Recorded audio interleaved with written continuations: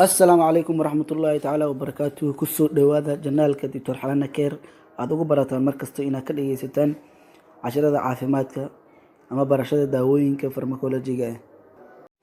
Fadlan subscribe saar, like, share and comment.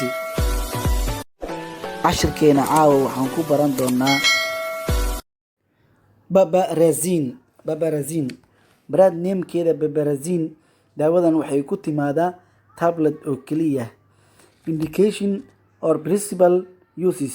Waxaa loo isticmaalaa gooryaanada badan ee kala duwan sida ascaris, intravenous, vermicularis, worm infection and round wound.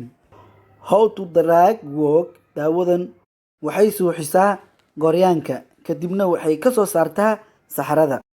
Dosage of babarazine. Daawadan qiyaas ahaan la siin karo waa sidan. Waxaa lagu daaweeyaa gooryaanada kala duwan waxaana la siiyaa 3 g 2 maalin. Ku celi 1 isbuuc. Caruurta sii 75 mg. Ku celi 2 isbuuc kadib. Okay. Onset of effect. Xilliga uu bilowdo dhibaatadiisa lama yaqaano. Duration of action. Xilliga uu socon karo lama yaqaano.